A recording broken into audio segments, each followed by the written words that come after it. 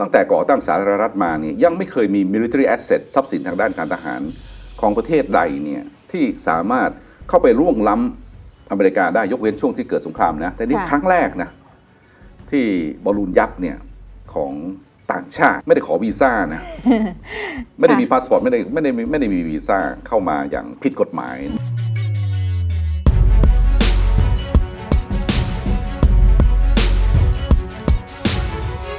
ที่การตอบโต้ของจีนจะไม่กระโตกกระตากเหมือนสไตล์อเมริกันเนี่ยแบบสไตล์คาวบอยอะเล่นใหญ่เล่นใหญ่แต่ว่าจีนจะค่อยๆแบบเล่นแบบนิ่มนวลนะครับการปล่อยบอลลูนครั้งนี้เนี่ยก็ทำให้ทางสหรัฐอเมริกาเสียหน้ามากจนกระทั่งแอนโทนีบลิงเคนรัฐมนตรีว่าการกระทรวงการต่างประเทศตัดสินใจแคนเซิลยกเลิกการเดินทางไปเยือนกรุงปักกิ่งสหรัฐอเมริกาเองความจริงนะครับรู้ว่ามีบอลลูนของจีนเนี่ยลอยเข้ามาในดินแดนของทางด้านสหรัฐตั้งแต่วันที่28 มกราคมแล้วประเด็นคือทำไมทางเพนทากอนฝ่ายความมั่นคงหรือว่าทางทำเนียบขาวไม่ออกมาแสดงท่าทีอย่างไรนะครับเรื่องนี้มันแดงออกมาเพราะว่ามีโซเชียลมีเดียมีคนไปถ่ายรูปแล้วก็เห็นปรากฏว่าหลังจากนั้นเองกลายเป็นเรื่องที่โจษจันกลายเป็นเรื่องที่สร้างความโกลาหลเป็นอย่างมากเลยในการเมืองของทางด้านสหรัฐนะครับเนื่องจากว่าสหรัฐอเมริกานะครับตั้งแต่ก่อตั้งประเทศมายังไม่เคยถูกวัตถุที่เป็นของต่างชาติในแง่นี้ถ้าหากว่าสหรัฐอเมริกาบอกว่าบอลลูนยักษ์เนี่ยเป็นบอลลูนสำหรับสอดแนมก็ถือว่าเป็น military assets ทรัพย์สินทางด้านการทหารของจีนใช่ไหมฮะที่ส่งเข้ามาและถ้าหากว่าเป็นบอลลูนที่สอดแนมจริงทำไมปล่อยให้ลอยเต้งเม้งนะครับอยู่บนอากาศนะครับจากรัฐ阿拉斯ก้านะครับค่อยลอยมาผ่านแคนาดาอีกนะแคนาดาก็ไม่เห็นออกมาพูดอะไรเลยนายจัสตินทรูโดนายกรัฐมนตรีของแคนาดาเนี่ยทำไมไม่ออกมาพูดอะไร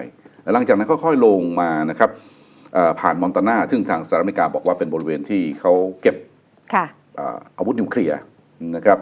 แล้วผ่านเข้ามาทางตอนกลางของทางด้านสหรัฐอเมริกาตลอดระยะเวลานี้นะครับมีแรงกดดันจากฝ่ายริพับลิกันรวมทั้งจากฝ่ายภาคประชาชนต้องการให้ทางเพนทากอนทำอะไรบางอย่างกับบอลลูนนี้ก็คือทำลายนะครับแต่ทางโฆษกของเพนทากอนเนี่ยก็ออกมาตอบโต้ว่าไม่กล้าที่จะยิงเพราะว่ากลัวว่าถ้าหากว่าบอลลูนนี่มันระเบิดชิ้นส่วนเนี่ยจะตกลงมาแล้วก็สร้างความเสียหายให้กับทรัพย์สินของประชาชนหรือว่าอาจจะทำให้ประชาชนที่อยู่ข้างล่างเนี่ยเสียชีวิตก็ได้แต่ความจริงนะครับผมก็คิดว่าทางสหรัฐอเมริกาก็คงจะสงสัยเหมือนกันก็คิดไม่ออกเหมือนกันว่าจีนนี่มาไม้ไหนลูกบอลลูนเนี่ยในนั้นมีอะไรไม่รู้เหมือนกันว่ามีโควิด23หรือเปล่าเพราะอย่าลืมว่าทางฝ่ายจีนเองเขาคิดว่าสหรัฐอเมริกาปล่อยโควิด19ให้กับจีนที่อู่ฮั่นแล้วตอนนี้ถึงเวลาที่จะตอบโต้ด้วยโควิด23หรือเปล่าเนี่ยทางสหรัฐอเมริกาจะคิดอย่างนี้ก็ได้นะครับหรือไม่ก็ในนั้นเนี่ยบรรจุอะไรซึ่งก็ไม่รู้เหมือนกันนะครับว่าถ้าหากว่ายิงแล้วเนี่ยผลเสียจะเป็นอย่างไรจึงยังไม่มีคำตอบที่ชัดเจนหรือว่าไม่มีปฏิบัติการที่ชัดเจนสำหรับบอลลูนนี้ท้ายที่สุดมานักข่าวก็สั่งนายโจไบเดนประธานาธิบดีของสหรัฐนะครับว่าจะเอายังไงกับบอลลูนกันแน่ไบเดนท้ายสุดนะครับในช่วงปลายสัปดาห์ที่ผ่านมาบอกว่าเราจะจัดการกับมันหลังจากที่ปล่อยให้บอลลูนนะครับลอยตั้งแต่阿拉斯ก้าผ่าลงมานะครับทางตะวันตกนะครับของทางด้านอเมริกานะครับแล้วก็ผ่านมอนตานาผ่านช่วงตอนกลางของประเทศออกนอกชายฝั่งของรัฐแคโรไลนาเซาท์แคโรไลนาปรากฏว่าทางสหรัฐอเมริกาส่ง F-22 นะครับไม่รู้เหมือนกันว่าขี่ช้างจับตะกแตนหรือเปล่าขึ้นไปยิงขีปนาวุธนะครับใส่เข้าไปในบอลลูนลูกนี้มีบางรายงานบอกว่าใช้3ลูกยิงนะลูกที่3ถึงจะโดนบอลลูนเพราะบอลลูนเนี่ยบินในระดับที่สูงมากเลย 60,000 ฟิตตามปกติแล้วเวลาเรานั่งเครื่องบินใช่ไหมฮะกัปตันเราก็จะได้ยินเขาพูดว่าขณะนี้เรากำลังบินอยู่ในความสูง 30,000 ฟิตใช่ไหมฮะไม่เกินนี้ใช่ไหมเครื่องบินทหารตามปกติแล้วจะบินสูงสุดเนี่ยได้แค่เท่าไหร่ 50,000 ฟุตเท่านั้นเองถ้าหากว่าบินเกินระดับนี้ก็จะอันตรายละหรือว่าถ้าเกิดเครื่องบินโดยสารถ้าเกิดบินสูงกว่า 30,000 ฟุตเนี่ยไอ้ท่อออกซิเจนมันจะตกลงมาเพราะว่าอากาศอะไรนี่ก็จะไม่พอแต่นึกภาพเอาบอลลูนตรวจสภาพอากาศของจีนเนี่ยสามารถบินอยู่ระดับ 60,000 ฟุตสูงกว่าเครื่องบินรบอีกที่ตามปกติบินระดับ 50,000 ฟุตหรือว่าสูงกว่าเครื่องบินพาณิชย์ที่บิน 30,000 ฟุตอีกนะครับตามปกติแล้วเนี่ยตัวบอลลูนที่ใช้สำหรับตรวจสภาพภูมิอากาศนะครับที่กรมอุตุเขาใช้กันเนี่ยเขาจะ จุดแบบให้เผาไหม้อะแล้วขึ้นไปเสร็จแล้วก็หลังจากที่ตรวจสภาพภูมิอากาศเสร็จใช่ไหมฮะมันก็คงจะเผาไหม้หรือว่าถูกทำลายไปแต่ในกรณีของบอลลูนยักษ์ลูกนี้ไม่รู้ว่าชื่ออะไรทางจีนบอกว่าเป็นของเอกชนก็ไม่ได้มีรายงานว่าเอกชนเจ้าไหนนะครับแต่ส่วนตัวผมเชื่อว่าน่าจะเป็นของทางการมากกว่านะครับถ้าเป็นเอกชนก็น่าจะเป็นเอกชนที่เป็นทางการแบบนะครับแล้วก็ลอยขึ้นมาเนี่ยทั้งหมดเนี่ยเป็นเวลา40 กว่าวันนะผมไม่มีข้อมูลชัดเจนนะครับแต่น่าอยู่ระหว่าง40-50 วันนะครับที่บอลลูนเนี่ยลอยได้แสดงว่าเทคโนโลยีของบอลลูนนี้เนี่ยไม่ธรรมดาเลยทีเดียวนะครับฝ่ายจีนบอกว่าบอลลูนนี้นะครับเป็นของเอกชนแล้วใช้สำหรับตรวจสภาพภูมิอากาศนะครับฝ่ายที่สนับสนุนในทฤษฎีนี้ก็บอกว่าน่าจะเป็นเช่นนั้นเพราะอะไรเพราะว่าจีนเนี่ยมีเทคโนโลยีเรื่องการสอดแนมโอ้โหชั้นเลิศอยู่แล้วเพราะว่าดาวเทียมของจีนที่โคจรอยู่รอบโลกตอนนี้เนี่ยมีไม่รู้กี่ร้อยดวงกี่พันดวงและถ้าหากว่าเราขับรถนะครับแล้วก็ทางจีนต้องการที่จะสอดแนมเรานะกล้องเนี่ยจากดาวเทียมเนี่ยสามารถซูมลงมาเห็นป้ายทะเบียนรถยนต์เพราะฉะนั้นเองการที่จะส่งตัวบอลลูนขึ้นไปนะครับเพื่อที่จะสอดแนมจึงไม่น่าที่จะเป็นไปได้นี่คือคนที่เชื่อในทฤษฎีนี้แต่ส่วนทางสหรัฐอเมริกาเองที่บอกว่าเป็นสปายบอลลูนหรือบอลลูนสอดแนมก็ยังไม่ได้ให้รายละเอียดชัดเจนว่าบอลลูนนี้เนี่ยซึ่งน่าจะเป็นเทคโนโลยีระดับต่ำนะจะใช้มาสอดแนมpower grid นะครับหรือว่าบริเวณที่ทางสหรัฐอเมริกาที่มีระบบไฟฟ้าใช่ไหมถ้าหากว่าต้องการทำลายสหรัฐอเมริกาต่อไปเวลาเขาทำลายก็จะทำลายระบบไฟฟ้านะครับหรือว่าทำลายระบบสื่อสารหรือว่าที่ตั้งนะครับ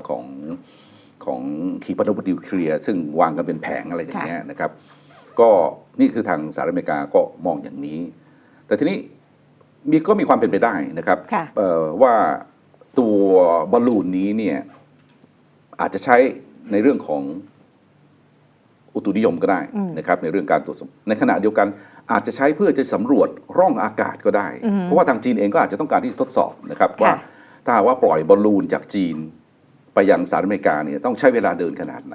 แล้วต้องผ่านทิศทางลมยังไงบ้างนะครับ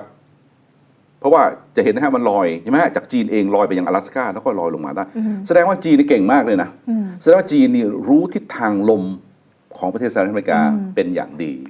จึงส่งบอลลูนนี้เข้าไปเพื่อที่จะเทสดูพูดง่ายๆว่ากระตุกหนวดเสือนะหรือว่าถอน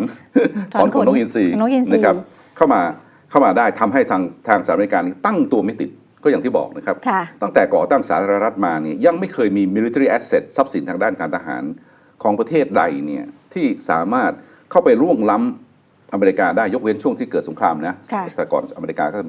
เคยทำสงครามกับอังกฤษอะไรอยู่แต่ว่าหมายถึงระยะหลังช่วง100 กว่าปีมาเนี่ยไม่เคยมีเลยแต่นี่ครั้งแรกนะ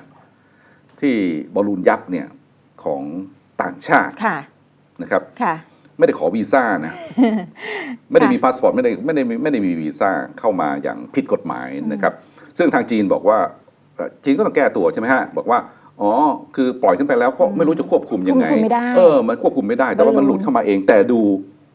วิถีของมันพาดผ่านอเมริกาเลยอ่ะของบอลลูนที่บินที่แล่นมาเนี่ยสวยมากเลยเป็นไปในทิศทางนะเคยดูหนังไหม80 วันรอบโลกอ่ะ